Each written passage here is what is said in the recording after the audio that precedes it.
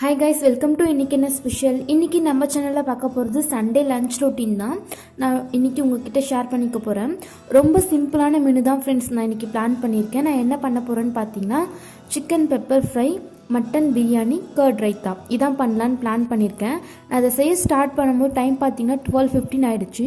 நான் எவ்வளோ நேரத்துக்குள்ளே செஞ்சு முடிப்பேன்னு எனக்கு தெரியல. நான் லாஸ்ட்டில் காமிக்கிறேன் ஃப்ரெண்ட்ஸ் டைம் என்ன ஆச்சுன்னு சொல்லிட்டு.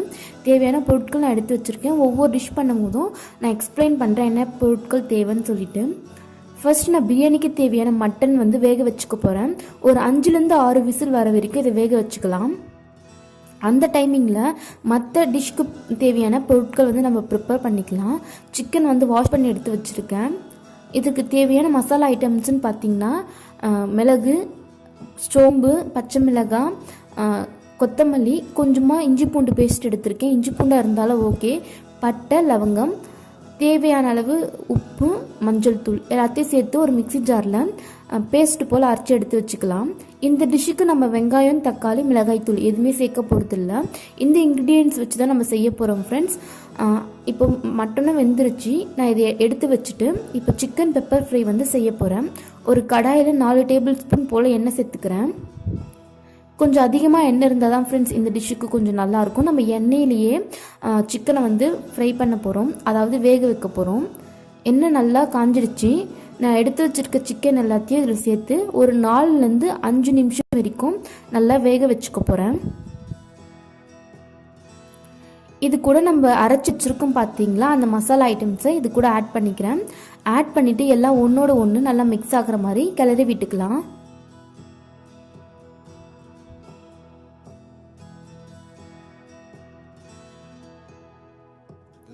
இது கூட தேவையான அளவு தண்ணி சேர்த்துக்கிட்டு தேவையான அளவு உப்பு சேர்த்துக்க போகிறேன். சேர்த்துட்டு நல்லா சிக்கன் வேகிற அளவுக்கு டைம் கொடுத்து நம்ம வேக வைக்கலாம். அந்த டைமிங்கில் நான் பிரியாணிக்கு தேவையான காய்கறிகளை அரிஞ்சு எடுத்து வச்சுக்க போகிறேன்.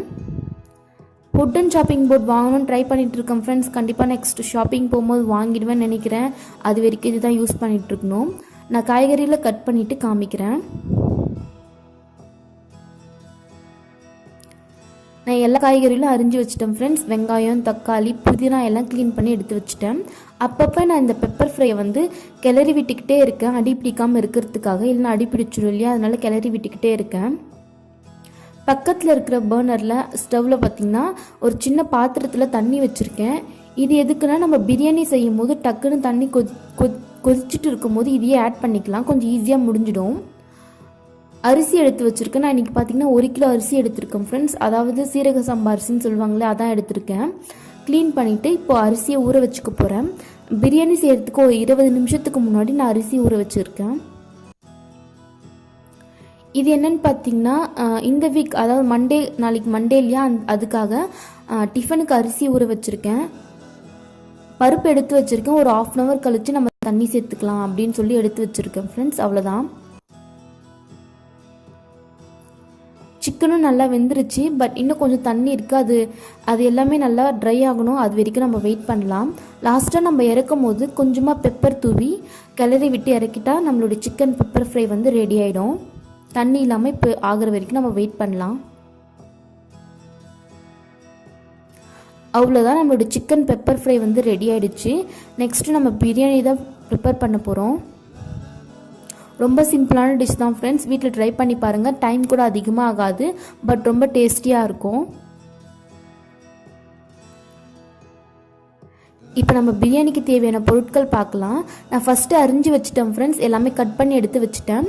ஒரு கிளான்ஸ் காட்டுறேன் நான் என்னென்ன பொருட்கள் எடுத்திருக்கேன்னு சொல்லிட்டு. ஒரு கட் புதினா எடுத்திருக்கேன். அப்புறம் பச்சை மிளகாய், வெங்காயம் பார்த்திங்கன்னா 4 பெருசாக எடுத்திருக்கேன். பச்சை மிளகாய் தேவையான அளவு, தக்காளி பார்த்திங்கன்னா 4 எடுத்திருக்கேன் பெருசாக. அப்புறம் பட்டை, லவங்கம், ஏலக்காய், அன்னாச்சி பூ அதெல்லாம் எடுத்திருக்கேன். பிரிஞ்சி இலை மட்டும் நான் சேர்க்கல. தேவையான அளவு உப்பு எடுத்துக்கலாம். மட்டனும் நம்ம வேக வச்சு எடுத்து வச்சுருக்கோம். இப்போ ஒரு பாத்திரத்தில் 6 டேபிள் ஸ்பூன் போல் நான் எண்ணெய் சேர்த்துருக்கேன். எண்ணெய் சேர்த்துட்டு காஞ்ச உடனே நம்ம எடுத்து வச்சுருக்க மசாலா ஐட்டம்ஸ் எல்லாமே சேர்த்துக்கலாம். நான் இன்றைக்கி பார்த்தீங்கன்னா ஒரு 8 பேருக்கு தேவையான அளவுக்கு தான் நான் பிரியாணி செய்கிறேன். அந்த அளவுக்கு தான், அதுக்கு தேவையான பொருட்கள் தான் ஃப்ரெண்ட்ஸ் நான் எடுத்திருக்கேன். உங்களுக்கு எவ்வளோ மெஷர்மெண்ட் வேணும்னு பார்த்து நீங்கள் சேர்த்துக்கோங்க. இப்போ நான் வெங்காயம் சேர்த்து நல்லா பொன்னிறமாக ஆகிற வரைக்கும் வதக்கிக்க போகிறேன். அடிப்பிடிக்காமல் இருக்கிறதுக்காக நான் அப்பப்போ கிளறி விட்டுக்கிட்டே இருக்கேன் ஃப்ரெண்ட்ஸ், இல்லைன்னா அடி பிடிச்சிரும். இது ஒரு தட்டு போட்டு ஒரு 2 நிமிஷம் போல் நம்ம வேக வைக்கலாம். கொஞ்சம் வெந்திருக்கு, இன்னும் பொன்னிறமாக ஆகிற வரைக்கும் வதக்கிக்கலாம். கொஞ்சமாக நான் இப்போ உப்பு சேர்த்துக்க போகிறேன் ஃப்ரெண்ட்ஸ். அதாவது நான் மொத்த பிரியாணிக்கு தேவையான உப்பு சேர்த்துக்கலாம். வெங்காயம் வேகிறதுக்கு தேவையான உப்பு மட்டும் தான் சேர்க்குறேன். உப்பு சேர்த்தா கொஞ்சம் ஈஸியாக கொஞ்சம் சீக்கிரமாக வெந்துடும் அப்படிங்கிறதுக்காக.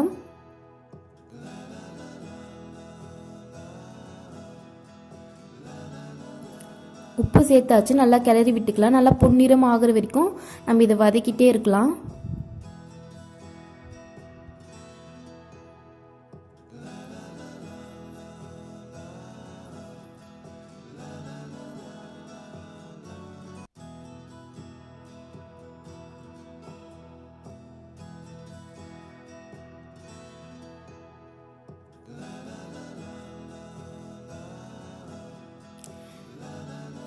வெங்காயம் வந்து பொன்னிறமாக ஆயிடுச்சு ஃப்ரெண்ட்ஸ். நான் இது கூட பச்சை மிளகாய் புதினாவை சேர்த்து நல்லா வதக்கிக்க போகிறேன்.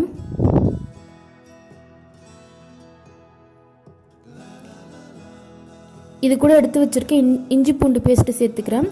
ஒரு 4 டேபிள் ஸ்பூன் போல் சேர்த்துருக்கேன். ஏன்னா நான் 1 கிலோ ரைஸ் எடுத்திருக்கேன் அப்படிங்கிறதுனால. நம்ம இஞ்சி பூண்டு சேர்த்தோடனே கண்டிப்பாக அடிப்பிடிக்கிறதுக்கான சான்சஸ் இருக்குது. கைவிடாமல் கிளறிக்கிட்டே இருங்க. நல்லா பச்சை வாசனை போகிற அளவுக்கு இப்போ நான் இதை வதக்கி எடுத்துக்க போகிறேன். நான் தக்காளி பார்த்தீங்கன்னா லாஸ்ட்டாக தான் சேர்க்க போகிறோம் ஃப்ரெண்ட்ஸ். ஃபஸ்ட்டே சேர்த்துட்டோன்னா தக்காளி ரொம்ப மசிஞ்சிடும், அதனால லாஸ்ட்டாக சேர்த்துக்கிறேன்.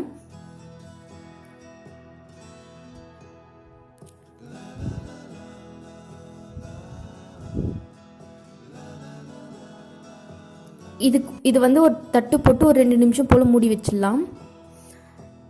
இப்போ நல்லா பச்சை வாசனை போகிற அளவுக்கு வதங்கிடுச்சு. நான் இது கூட எடுத்து வச்சுருக்கேன் அந்த மட்டன் வேக வச்சுருக்கோம் பார்த்தீங்களா, அதை சேர்த்துக்க போகிறேன்.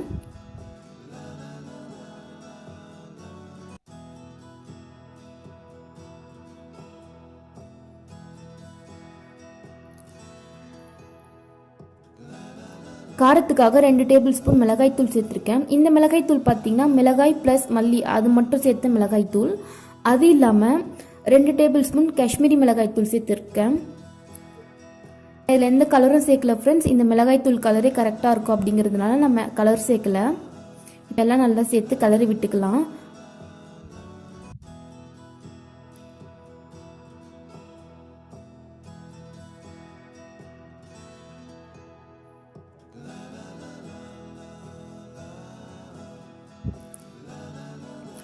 இந்த ஸ்டேஜில் நான் தக்காளி சேர்த்துக்கிறேன். நான் தக்காளி சேர்த்து இப்போ எல்லாத்தையும் நல்லா பச்சை வாசனை போகிற அளவுக்கு வதக்கி எடுத்துக்கலாம். அப்பப்போ அடி பிடிக்காமல் இருக்கிறதுக்காக கிளறி விட்டுக்கிட்டே இருங்க ஃப்ரெண்ட்ஸ். நான் இப்போ உப்பு சேர்த்துக்கிறேன். அதாவது மொத்த பிரியாணிக்கு தேவையான உப்பு வந்து சேர்த்து எல்லாமே சேர்த்து இப்போ நான் நல்லா வதக்கி எடுத்துக்க போகிறேன்.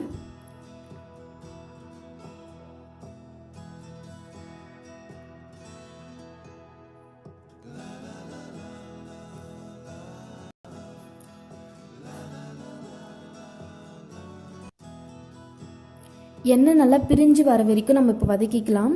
நான் 1 கப் போல் தயிர் சேர்த்துருக்கேன். தயிர் வந்து ஒரு ஆப்ஷனல் தான், ஒரு ஃப்ளேவருக்காக நான் சேர்த்துருக்கேன் ஃப்ரெண்ட்ஸ். சேர்க்காமையும் இருக்கலாம்.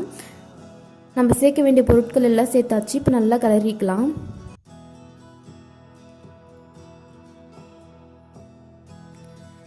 இதில் வேணும்னா ஒரு லெமன் கூட நம்ம சேர்த்துக்கலாம், டேஸ்ட் நல்லா தான் இருக்கும். நான் இன்றைக்கி லெமன் சேர்க்கலாம், தயிர் மட்டும் தான் சேர்த்துருக்கேன். அடி பிடிக்காமல் இருக்கிறதுக்காக நான் அப்பப்போ கிளறி விட்டுக்கிட்டே இருக்கேன், இல்லை கண்டிப்பாக அடி பிடிச்சிடும். அதுக்காக கிளறி விட்டுக்கிட்டே இருக்கேன்.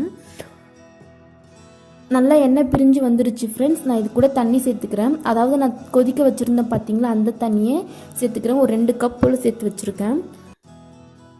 இப்போ நல்லா கொதி வந்துருச்சு. அரிசி சேர்த்துக்க போகிறேன். அரிசி சேர்த்துட்டு அரிசி வந்து முழுசாக வேகிற அளவுக்கு நான் விட போகிறது கிடையாது. ஒரு அரிசி பாதி வேக்காடு வரைக்கும் வேகிற அளவுக்கு தான் நான் வைக்க போகிறேன். ஒரு 5லேருந்து 6 நிமிஷம் தான் வைக்க போகிறேன் ஃப்ரெண்ட்ஸ். அதுக்கப்புறம் நான் டம் போட போகிறேன். நம்ம குக்கரில் செய்கிறோம் அப்படிங்கிறதுனால டம் எப்படி போட போகிறோம் அப்படின்னா, ஹை ஃப்ளேமில் வச்சு வெயிட் போடாமல் ஒரு 5 நிமிஷம் நான் அப்படியே வைக்க போகிறேன்.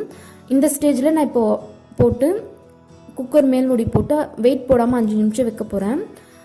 5 நிமிஷம் கழிச்சு வெயிட் போட்டுட்டு ஸ்டவ் ஆஃப் பண்ணிட போகிறோம். கண்டிப்பாக ஸ்டவ் ஆஃப் பண்ணிடணும், இல்லை தீஞ்சு போயிடும் கீழே. ஸ்டவ் ஆஃப் பண்ணிவிட்டு ஒரு 5லேருந்து 8 நிமிஷம் வரைக்கும் நம்ம அப்படியே வச்சுட்டோம்னா டம் வந்து கரெக்டாக இருக்கும். அவ்வளோதான் ஃப்ரெண்ட்ஸ், நம்மளுடைய லஞ்ச் மெனு வந்து ரெடி ஆகிடுச்சு. நான் இதை செஞ்சு முடிக்கும் போது டைம் பார்த்தீங்கன்னா 1:20 ஆகிடுச்சு. ஒரு 5 நிமிஷம் வந்து எக்ஸ்ட்ரா ஆகிடுச்சு. அவ்வளோதான் ஃப்ரெண்ட்ஸ், இந்த வீடியோலேருந்து எதுனா ஒரு சின்ன ஐடியா வச்சு கிடச்சிருக்குன்னு நினைக்கிறேன். நம்மளுடைய லஞ்ச் மெனு வந்து ரெடி ஆகிடுச்சு. Mutton biryani, chicken pepper fry, curd raita, ஸ்வீட்காக சாக்லேட் எடுத்திருக்கேன். இது போல் இன்னொரு இன்ட்ரெஸ்டிங்கான வீடியோவில் பார்க்கலாம் ஃப்ரெண்ட்ஸ். என்னுடைய வீடியோஸ்லாம் உங்களுக்கு பிடிச்சிருந்தா என்னுடைய சேனலுக்கு சப்ஸ்கிரைப் பண்ணிக்கோங்க. தேங்க்யூ.